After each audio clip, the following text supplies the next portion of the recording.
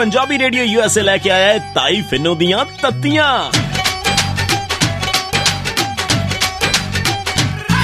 जदों तत्तियां सुनाइयां नी बड़ा दुख लग्या, बड़ा दुख लग्या।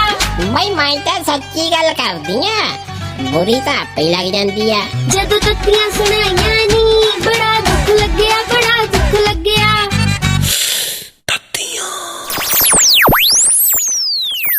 हाय हाय ताई कित्थे चल गई अज? एडा सारा ताला लाया घर नूं। आ नेरी नूं पुछदी आं, नेरी ए नेरी उरे गल तो सुनी। अकीर नेरी नेरी लाई आ, मेरा नाम नीतू है, नीतू। पता मैनू तेरा ना नीतू उत्थे, मैं तो नेरी ही कहना। आ ताई कित्थे गई है भला? मैनू नहीं पता, सवेरे आंदी सी कि मैं सोहनी लगना मैं तो जाके ब्यूटी पार्लर दा एड्रेस देता। Beauty parlour? ना ताई इस उम्रे ब्यूटी पार्लर की करन गई है? भंगड़ा करन गई है, तेनू नहीं पता की करन जांदे ब्यूटी पार्लर?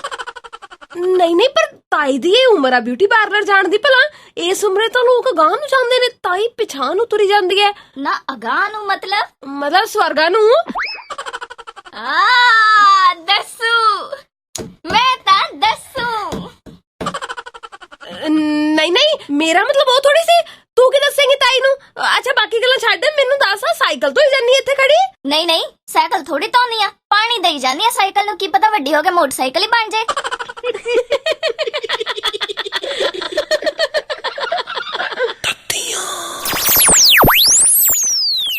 भाई मैं तो सच्ची गल करदी आ, बुरी तो आपे लग जांदी आ। जदों तत्तियां सुनाइयां नी बड़ा दुख लग्या, बड़ा दुख लग्या।